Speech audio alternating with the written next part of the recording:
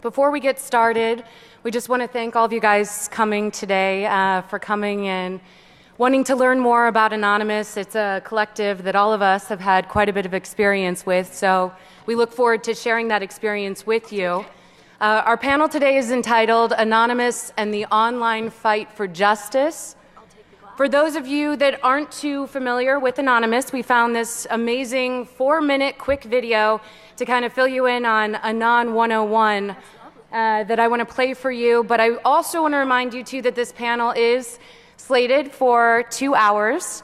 So just so you know, we're going to start off having the speakers give a little presentation to tell about their experience with the collective, and then we're going to go into some Q&A, and we're going to have a lot of audience involvement and really allow you guys to participate and ask these amazing, dynamic panelists a lot of questions. So before we get to that, here is a video we want to share with you to give you a little Anon 101 to get everyone in the audience up to speed.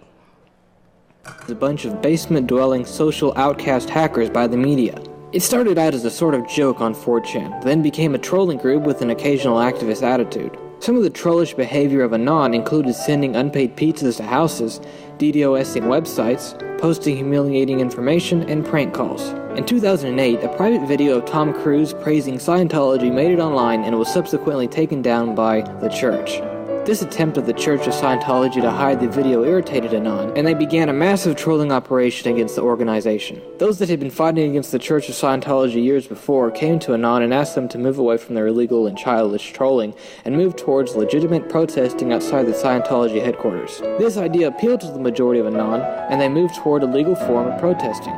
Like all of the anonymous activities, they eventually got tired of this and went back to their trolling with the occasional legitimate cause. Anon got its big break around the time the governments were starting to come against WikiLeaks, which was also around the time of the Iranian uprisings. The increase in potential political causes started to move Anonymous toward more activist actions. Anyone can be a member of Anonymous. There aren't any rules or guidelines. While there are actual hackers that are members, they make up a very small portion of Anonymous. Most members are your normal, everyday people with a computer. Your grandmother, lawyer, or teacher could be a member of Anon. The Guy Fawkes mask that Anon is associated with comes from the comic book and subsequent movie adaptation, V for Vendetta, which is about an anarchist vigilante in futuristic Britain. Guy Fawkes is an actual historical figure. He attempted to blow up Parliament in 1604 in order to destabilize the British government and instate Catholic domination, which was significantly more restrictive than the government at the time. Anyway, he failed, but people still like to wear his mask. Oddly enough, the mask design is owned by Time Warner, so a percentage of the sale of each mask goes to them. Anonymous organizes its raids and communicates through 4chan and other image boards, wikis, forums, and IRC networks. While Anonymous claims to not have any leaders, it does have a form of organization and logistics that shapes it as a group. Most Anon operations are formed in the following fashion. 1 or 2 people think some fact or event is unjust and something should be done about it. They will talk to other Anon members and suggest ideas. Whether an operation will actually be launched or not mostly depends on how many Anons support the idea. No one can approve or reject an idea in Anon. If enough people like the idea, they will support it. If not, it will be ignored and dropped. There isn't a specific number of people required for an operation. Operation HB Gary was tackled by about half a dozen people, whereas something like Operation Tunisia involves several hundred people. Anonymous has various methods of annoying its victims: distributed denial of service attacks, prank calls, spam emails, ordering numerous pizza deliveries to households, straight-up hacking, and more. A distributed denial of service attack is when a site is visited so many times in a certain period that it can't handle all the traffic and shuts down. Anon members run a program that syncs hundreds or thousands of computers to thwart a single website at once. In the case of Anon taking down the MasterCard servers, they used over 2,000 computers to DDoS the site. A DDoS attack is devastating to a company. When PayPal was brought down, millions of transactions couldn't go through, resulting in massive fees that would have to be sorted out in court. Anon has gone against the Egyptian and Iranian government, Amazon, the Motion Picture Association of America, Recording Industry Association of America, and more. Recently, they announced a plan to bring down Facebook and proclaimed that they were coming down on those distributing child pornography. Although Anon values its privacy, they have exposed quite a bit of private data owned by companies and organizations. They leaked private data owned by HB Gary after their owners threatened to expose Anon members, and they gave out private information of officers involved in the Occupy Wall Street arrests. Members hide their identity by faking or masking their IP address, or using a zombie computer. A zombie computer is one that has been compromised through viruses, trojans, or other malware. The virus, trojan, or malware will then make the computer send out information to target websites. The entire time, the owner of the zombie computer has no clue as to the activities his machine is partaking in. Afterwards, all the logs would be deleted, removing any traces of their actions. A single infected computer will then be used to infect another, and so on. While Anon still reflects its trollish 4chan origins, it has managed to move towards fighting for moral causes. Anonymous's actions are highly illegal, but the organization is often viewed favorably by advocates of free speech and internet neutrality. One thing is for sure, law enforcement will have to adapt if it ever wants to keep up with leaderless online groups like these. All right, we want to thank Jeremiah Warren for that awesome 4-minute, real quick description on a complicated topic. And you guys have to forgive me. I'm working on a Mac here, and it's been very hard to deal with. All right. So first of all, my name's Amber Lyon, and I'm an investigative journalist. I've reported quite extensively on Anonymous. And today we have these wonderful panelists. First of all, we have Biella Coleman. She is a professor of anthropology. We also have Grania O'Neill sitting next to her, Mercedes Hafer, Jay Liederman, and Marcia Hoffman. And if you notice, we have 3 lawyers on this panel and quite a few females. So yeah, we're really representing here.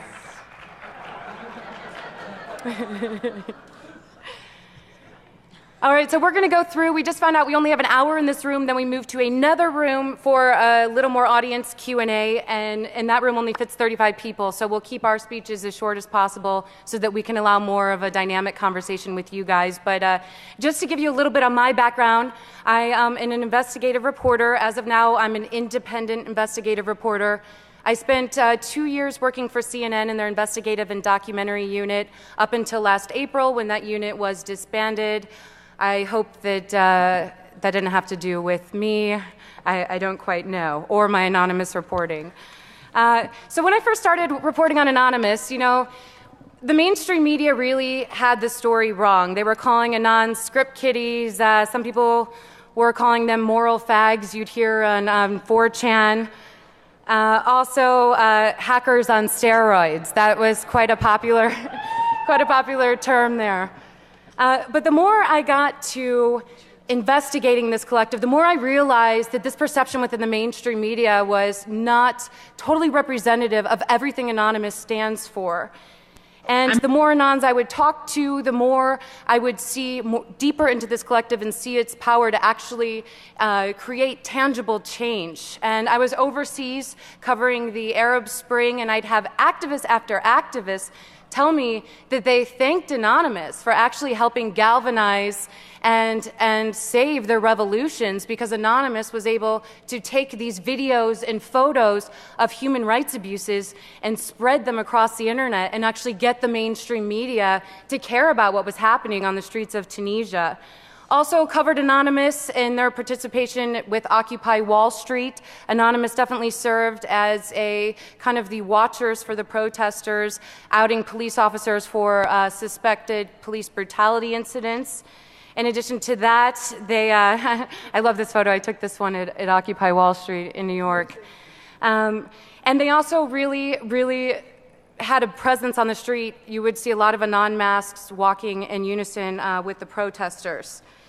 Now, one thing I noticed, though, when you would look at mainstream media stories, you'd notice that a lot of the reporters didn't even talk to Anons for the story. They would just take critics' sayings and use those verbatim and wouldn't spend time actually getting to know the Anons. So as a journalist, one of my theories upon this is that these reporters are fearful of reporting on Anon. That's because it's a difficult story to cover. Obviously, this is a collective that says they have no leader, so you really have no one to go to find sources, as well as to go to confirm your facts. Another thing, too, you all know the media gets played a lot as journalists. We have a megaphone to the world, so we become quite suspect. We become magnets, I guess, for trolls, for feds potentially wanting to use us to get stories out. Also, you know, we are constantly at the risk in dealing with Anonymous of publishing an incredible story, or on the other hand, becoming the brunt of incredible lulls.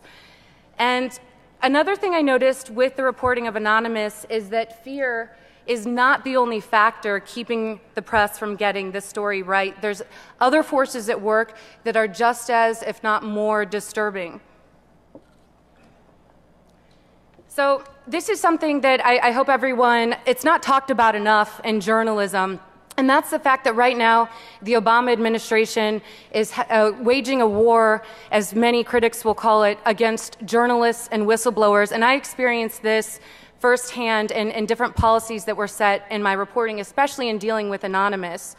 The administration, what they've been doing is they've been prosecuting whistleblowers and journalists under the Espionage Act of 1917. Now, to put things into perspective, before the Obama administration, the act had been used only 3 times total since 1917, and now the administration has already used it 6 times to go after journalists and whistleblowers. One of those journalists being a well-known New York Times reporter. Now, as an ethical journalist, I'm not going to give up my sources. I don't care. I'll go to jail. I will not reveal my sources. And that essentially has... Thank you.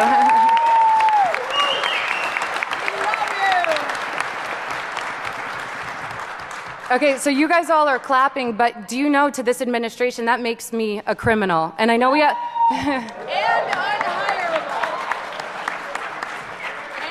And I know we have a lot of feds in this audience, so I'm going to tell you right now, I am a criminal in the eyes of this administration. But you know what? I'm damn proud of it, because I feel like we have such an important job as journalists right now, and we should start standing up and raising more awareness about what's going on. So this is how this has affected anonymous reporting, is that the administration has shown major media corporations that they're not scared to go after what was once the sacred press. And this really extends beyond having sources that are just leaking information. It's created a chilling effect to even dealing with sensitive sources and our ability to talk to individuals like Anons and get their side of the story. I was told by my superiors that I had to ask for permission to even communicate with Anonymous.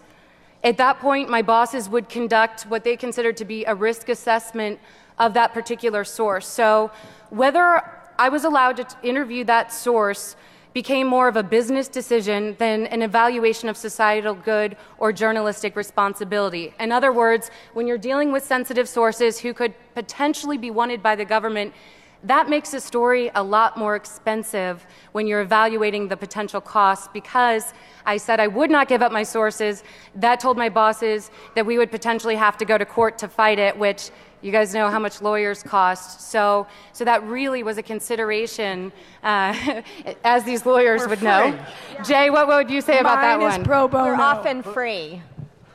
Well, these like lawyers a free are, lawyer? yeah. So this being said, several of my investigations that would have given Anons an opportunity to tell their side of the story were killed before they even started. And that's just my experience. You can imagine how widespread this is among corporate media outlets. For example, in February of this year, I wanted to interview this Anon. I don't know if anyone knows who this is. Jay knows him quite well. He's a client of Jay's. And he goes by the name Commander X. His real name's Christopher Doyen.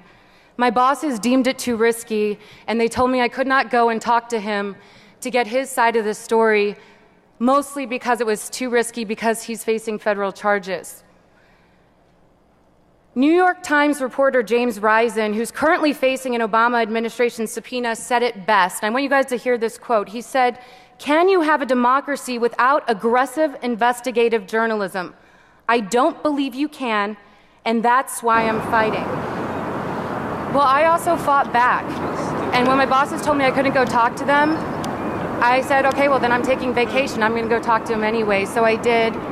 And I'm in the process of producing an independent documentary on his life and really giving him a chance to tell his side of the story, which is what I hope all journalists and all citizens encourage journalists to do, so that we all know how dangerous it is when we allow the government to tell us who our enemies are, rather than the people actually finding out the truth and allowing journalists to expose that. So I think more than anything is that if we're able to retake back our status as journalists and as watchdogs, then we'll be able to tell the story of Anonymous better, and we won't get criticized so much for getting it wrong.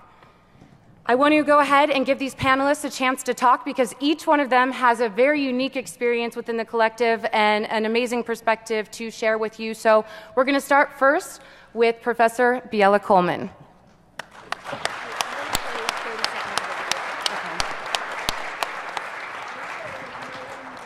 So hello everyone, I've been studying Anonymous for better or for worse for about 3 years now, and I'm going to start with one of my favorite old school Anonymous videos.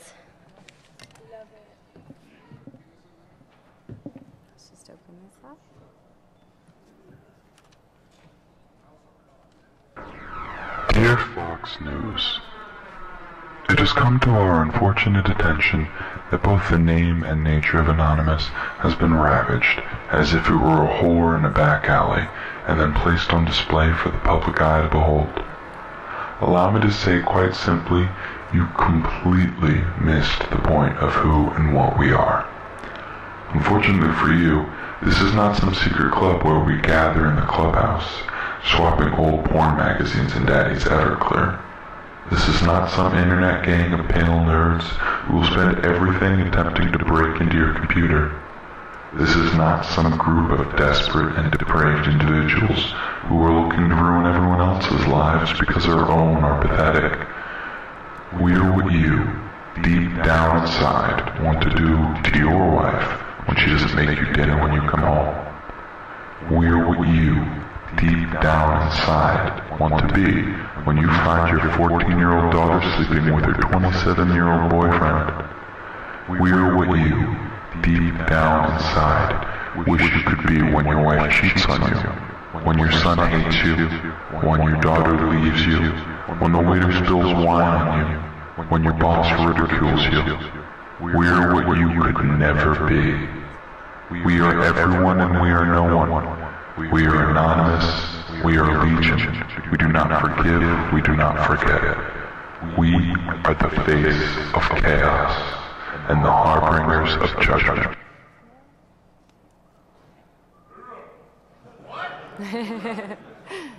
Derp, what is the internet? So I just like that video because that was a response to Fox News' story when they described them as, hackers on steroids. And they're like, we're the harbingers of judgment, the face of chaos. So you can really imagine the surprise when 6 months after this video is released, Anonymous doesn't simply become a trolling machine, but becomes irreverent activism as well. And this is when I decided to jump in.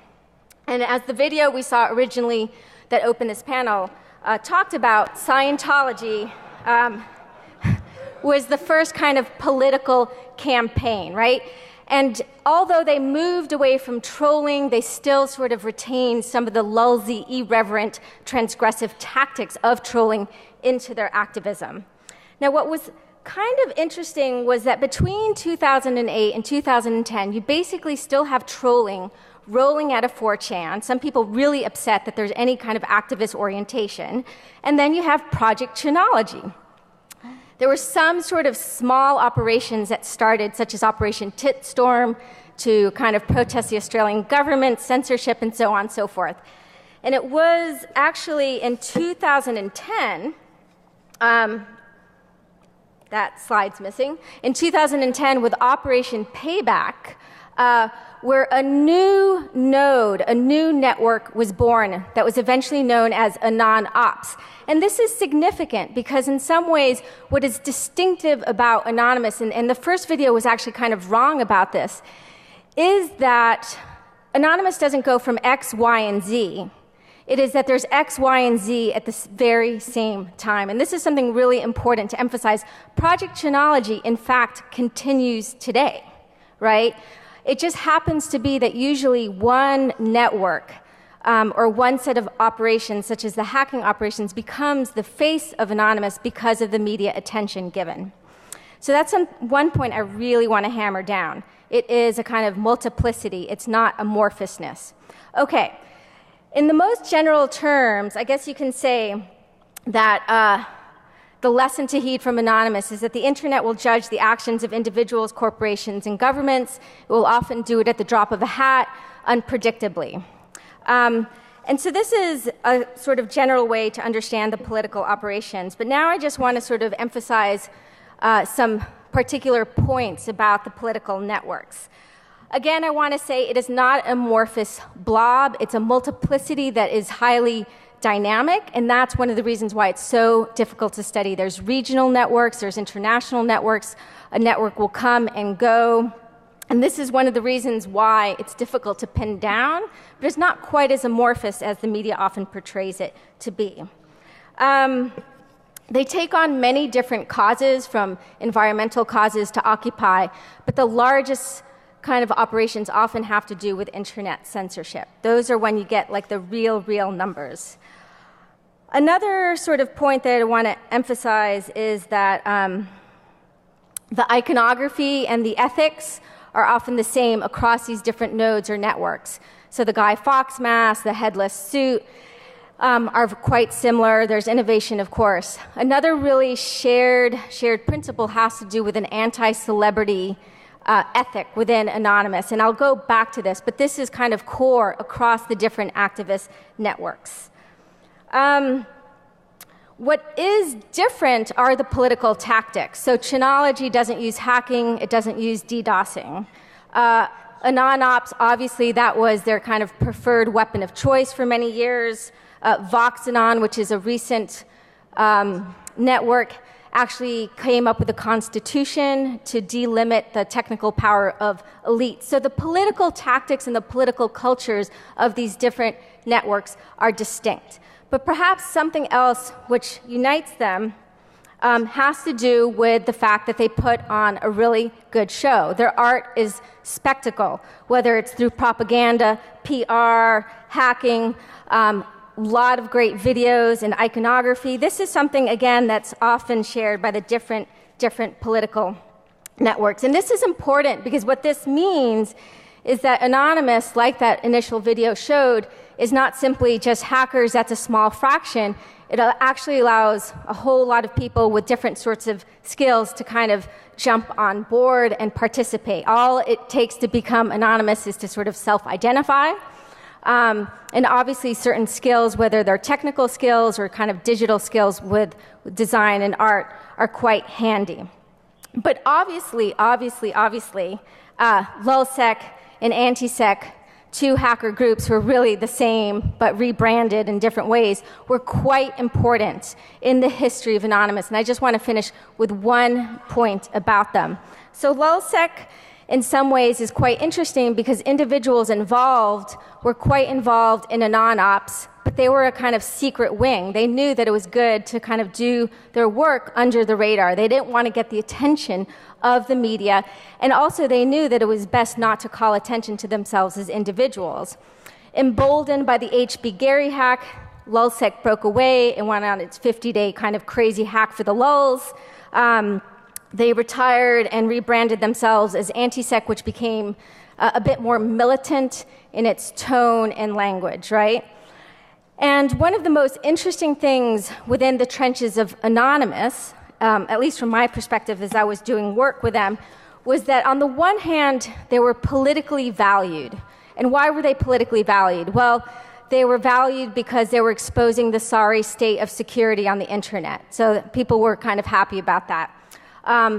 There was a lot of hope, especially with the AntiSec, that they would continue doing the leaking that WikiLeaks had been doing in the past, but they sort of went defunct. So there was the hope that they would reveal politically worthwhile or damning information. So people admired them, or at minimum tolerated them. But what was the problem with AntiSec and LulzSec? Well, they were leader fags. They called way too much attention to the group, or individuals within these groups, such as Topiary and Sabu, became celebrities on Twitter, and then, of course, the media was giving them a whole lot of attention. So they became the status seekers that Anonymous otherwise fucking, hated. And so there was this big tension between, again, we want you to do something politically worthwhile, but ethically you're violating our core ethic. So we know in March 6, 2012, Sabu was revealed as an FBI informant. It was the big sabotage. And since that time, hacking still occurs within Anonymous. There have been some new hacker groups, but generally individuals within them have kind of stepped away from the limelight to not draw attention to themselves. I don't know what will happen next, but I just do think it's important to emphasize that Anonymous is a multiplicity where hacking is one weapon among many. And again, it's not quite an amorphous blob, but it is quite difficult to track of because it's kind of like a hydra with many, many different tentacles. So with that, I will pass it over to Grania. Thank you.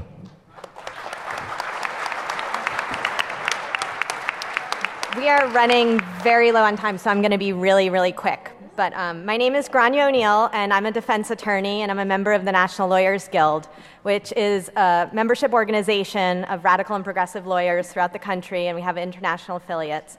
And when, in December, I was listening to the very exciting Operation Payback in a snowy apartment, I thought, wow, this is so awesome. And then midway through, I thought, shit, these kids are really going to need lawyers.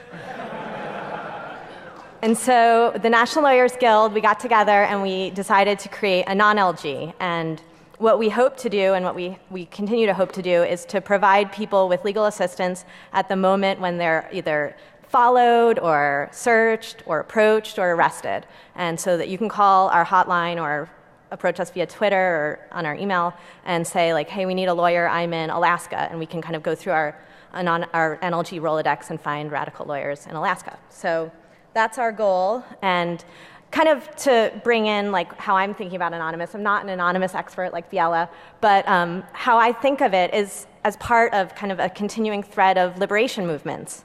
And people, will say, no, but how can that be? They're unique and on the internet and lulzy. And if you look back through any movement, at the time, it was never as clearly defined as we define it today. So at the time, all movements start out rough, and then with hindsight, when they've achieved some of their goals, we can look back and say, oh, that movement was the civil rights movement, or that movement was the free speech movement. And so Anonymous is evolving and will continue to evolve, but it's important to not be overly critical, I think, of it, and to distance it from other liberation movements. So I wanted to say that, like Biela said, Anonymous is dichotomous, like it's good and bad all mixed together, and we often think about how can they be so good and how can they be so bad at once. And the thing is that's the truth for all people. All people are good and bad at the same time, and that's dialectical, that's Freudian. We learned this 100 years ago. It's not unique to Anonymous. But the law totally disagrees with my analysis here. Their mandate is keeping the status quo. And so what they do is they repress groups that try to change the status quo. And that's what we're seeing with what the National Lawyers Guild calls the nerd scare. So I guess one of the things I hope to talk about tonight a little bit, I know we have like 10 more minutes, but is kind of comparing Anonymous and its movement to different other groups and how they were repressed, and how some of the things that we saw with Sabu we could have seen if we were looking to other movements and saw their infiltrators and informants. Okay, thanks. Next up is Mercedes.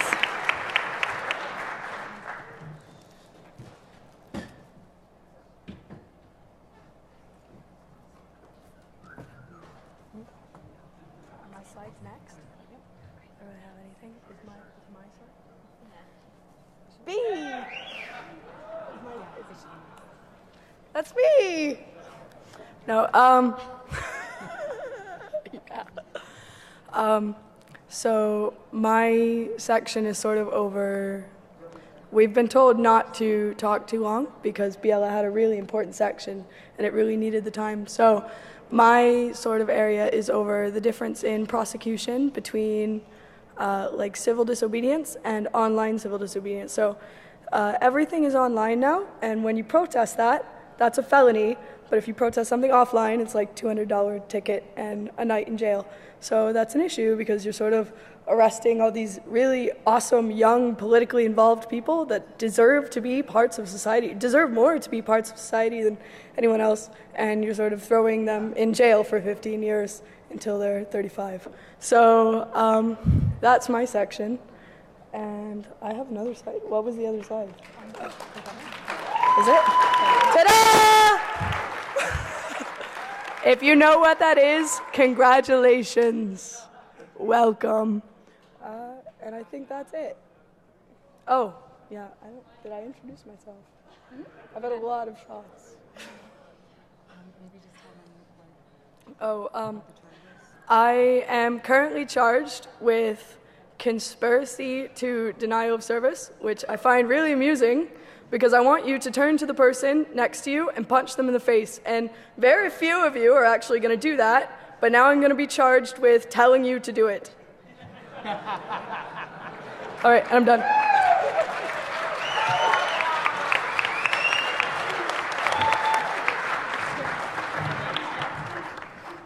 How do you follow that? You don't. You don't. All right, I'm... Tell them to show tits. No. Come on! This is a majority I've got the women most panel. awesome, mostly female panel ever in the history of DEF CON. We had to have one man on it, or they wouldn't let us have it. So complain to DEF CON at the lack of tits. All right, so I'm happy to be the lack of tits here. My name is Jay Lederman, and I am a trial attorney. I practically live in court, and I do all manner of cases. And when I saw what was kind of going on politically, when I started following the news accounts, started getting on Twitter, I said exactly the same thing that Grania said. I said, holy shit, someone's going to need a lawyer here, and someone's not going to be able to pay for it. So I took out my Twitter account and I tweeted at my 17 followers and I told them, hey, look, any hacktivist busted in my hood, righteous activist busted in my hood, I will represent. So thankfully one of my 17 followers was able to say, look, that's not how you do it, you know, rewrote the tweets for me, sent it back, and I sent them out, and actually they seemed to make the rounds. And I had a whole lot of replies and a whole lot of emails, including one the next morning from that gentleman, Commander X. He was subsequently indicted for, of all things, a very small DDoS on the county of Santa Cruz in retaliation supposedly for protests over homelessness there, bad homeless laws. But that was sort of my entree into a larger world of kind of talking to Anons. I don't go into the IRC, but I am reasonably active on Twitter. I have slightly more than 17 followers now. You know, I sort of got adopted by a number of Anons as their attorney. Now, I'm not quite sure in my mind that I'm their attorney, but I'm sure they're sure in their mind that I'm their attorney. I don't recall anyone having ever paid me, but that's all right. We do this because it's interesting to us, because political, and because we think it's important. A number of people have come up sort of on their own, and everyone thinks they're terribly clever when they do it, have called me the Tom Hagen of Anonymous. I am not. Please don't call me that. It's just not accurate. But I do tend to have a good deal of attorney-client-like relationships with Anons, and I'm not trying to excuse their behavior. I'm not trying to put a happy face on any type of criminal behavior, but I am making certain arguments, including one that I've made very loudly in the press, which is that under certain circumstances, and this may horrify a lot of the security people, under certain circumstances, DDoS is protected political speech and should be afforded First Amendment protections. In Germany, under certain conditions. So, as you heard from, or maybe you didn't hear from Amber, Commander X was nice enough to flee the jurisdiction during the middle of our prosecution. So I never did get a chance to flesh out that argument. If one of you guys wants to do a political DDoS attack, let me know, and we'll advance it. We can always use a good test case. Well, you don't mind. It's only, look, in real life protest, you know, trespassing, you know, in California where I'm from, $250 fine, probably maybe a couple hours community service. Online, 10 years, $250,000. You can handle that, can't you? $500,000 if it's conspiracy. Well, yeah, if they throw on the conspiracy, that's an extra 5 years and $500,000. But I really do want this crowd to conceive of the notion that DDoS may be more than just an annoying little thing that ultimately serves nothing. It may be a valid form of protest. It may be, as we say, no different than the civil rights movement in the 60s, than African Americans taking up space at the Woolworth's lunch counter and saying, if you will serve me lunch, I will eat it, I will pay for it, and I will leave. But if you will not serve me lunch, I will stay here until you change your policies. And that's what we see, in some regards, DDoS being. Thanks.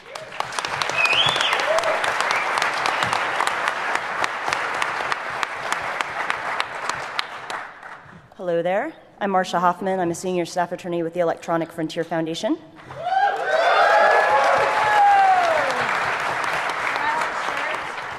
So my organization, as many, if not all of you know, supports digital civil liberties. And we are an activist organization, and we're also a public interest law firm. So we've been watching the anonymous movement with great interest because it touches upon a couple of areas that we're incredibly interested in. The first being, of course, online activism, and the second being the hacking laws, the computer intrusion laws.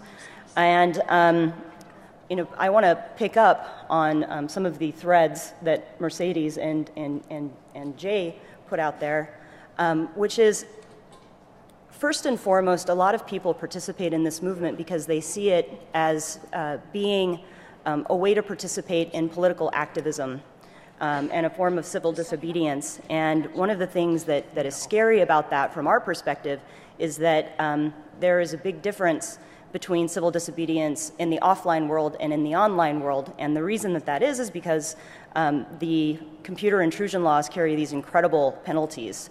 We're not talking about spending a night in jail. The Computer Fraud and Abuse Act is the federal hacking law, and the provision of it that I think would most likely apply to a DDoS situation basically says that it's illegal to knowingly cause the transmission of a program, information, code, or command, and as a result of doing that, intentionally causing damage without authorization. Now, damage has a very particular definition, which is incredibly broad. It means any impairment to the integrity or availability of data, a program, a system, or information. And, if you do that, the penalties for a first-time offense can be up to 10 years in prison. And, for more severe attacks like that, it could be even up to life. And so it's an incredibly harsh penalty. And, it's very concerning to think about young people who are, starting to flex their political muscle and really want to take part in a movement, facing up to 10 years in prison for a first-time offense.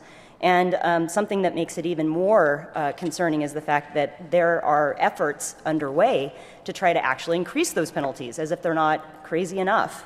There are legislative proposals out there right now that, for example, would treat conspiracy as having the same maximum penalty as a completed offense. It would make the penalties for first-time offenses the same as the maximum penalties for repeat offenses, so that for a DDoS-type offense, first-time offense would be up to 20 years in prison. It would increase maximum penalties. And for the first time ever, it would add a mandatory minimum of 3 years in prison for hacking-related intrusions involving critical infrastructure computers. And we've been working for a long time to try to push back against the CFAA. We think it's a very problematic law on many levels. We think certain provisions of it are probably unconstitutional, and we are very, very concerned about. Thank you.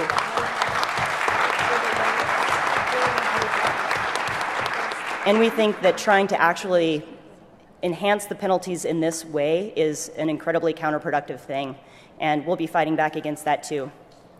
Thank you.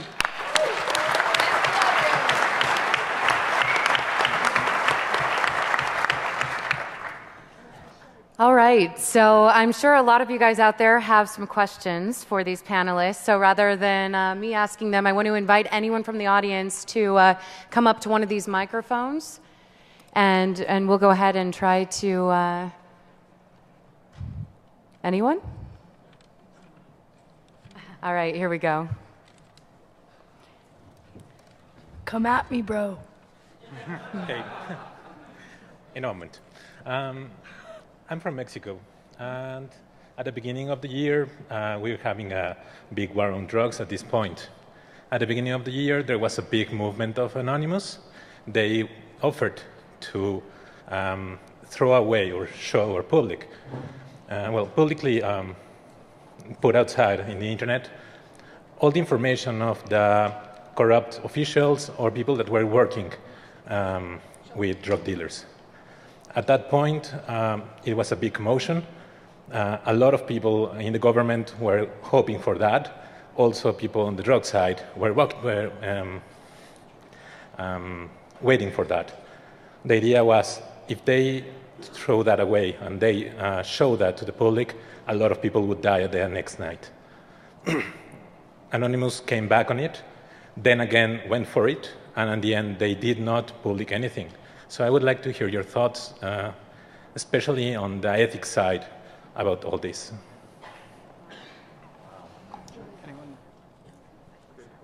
You've got it. This is why we need wireless. Oh, wait, you have one.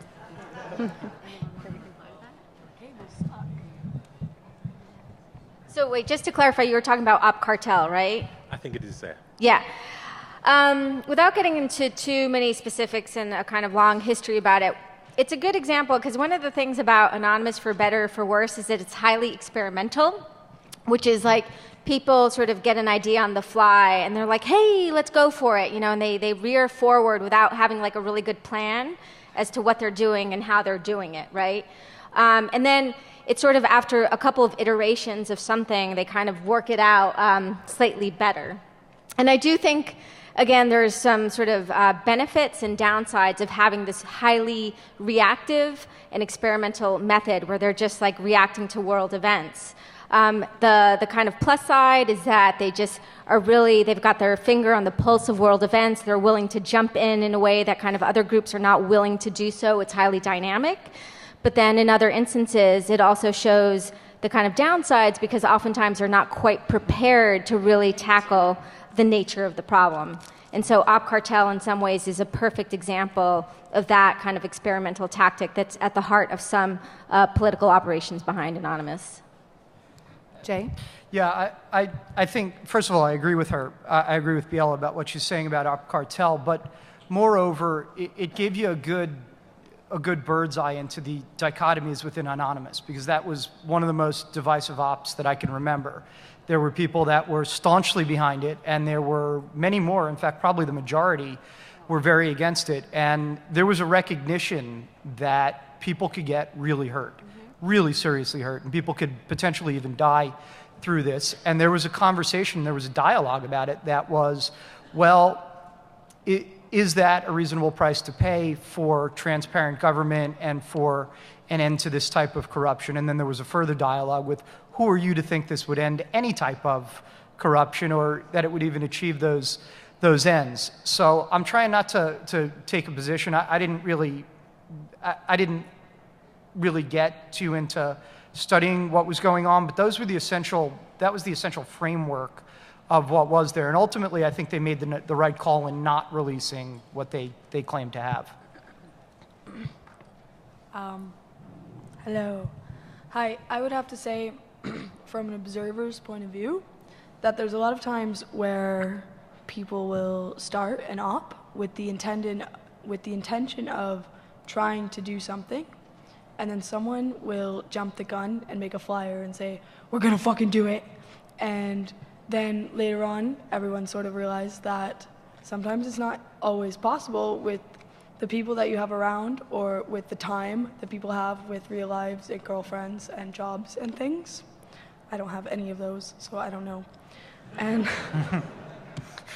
and so I would say that sometimes that because there's no leader, because there's no formal observation or guidelines, ethics, morals, regulation, that sometimes things don't always work out the way that the media thinks they're going to, or that even the people making like flyers or PR think they're going to. So people are shouting, we're gonna try and do it, and someone says, they're gonna fucking do it, and then it doesn't happen because it's not actually possible or feasible at that time. So a lot of things happen like that. So we're going to take down this, and it doesn't happen. So. All right, thank you for the great question. We'll. I love your shirt. Thank you. Kind of actually following up on that, with the way that Anonymous and other groups using hacktivism and the advent of the internet and the ability to spread information that way, you actually see that it behaves similarly to how the democratic process is meant to behave. My question is actually, do you believe that, one, that's actually a good way to do it and that we're moving in a positive direction with this, especially following up with what she said, where there are times when you say, hey, we're going to do this, and then it falls through, and obviously that brings down everyone's support and belief in the system. But with the ability for commoners to have more of a voice and be able to spread it across without as much censorship or the indirectness of the voting system, where you don't necessarily get to present your point, you just give the yes, no, I agree, or I don't agree. Do you think that we're actually moving in a positive direction, and this is the right way to start looking at, is there a good way to make some more structure around this where it's a little bit more controlled than just a bunch of people banging on their computers and hoping it works?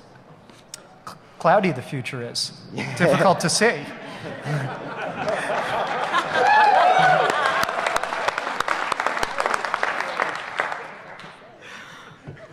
I'm sorry. That comment is actually really funny because I hung up a sign once at an Air Force base out in front of a warehouse that said, "These are not the drones you were looking for." Nice. But it wasn't vandalism because it was removable. Anyway, in response to your question, I think that there's a lot of things that go amiss in the democracy that we show in a lot of our governments, and that I think it's really nice and really beautiful to just have been able to observe this, not even organization, but just like a subculture that views everyone as equal, or even like skill-based. Like if you can do a flyer, you're the flyer guy, and you're that guy. And like you're valued for that position. Or if you're the person that's really good at like getting the media involved, you're the media guy and you're valued as that person. Like you're valued, and everyone has a skill set and everyone is good at something.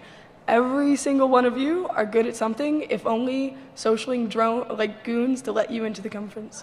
So you have a skill set, and to see a subculture arise that values everyone for what they're good at, when you see like in real life, where you're only as good as your money, or you're only as good as the job that you can do and get paid for, it's amazing to see something coming forward. And even if Anonymous dies, even if this goes away and no one ever reads about it, that idea still resonates, and you can see it joining the mainstream. You can see people starting to start things like this, and it's been amazing to watch it just ripple.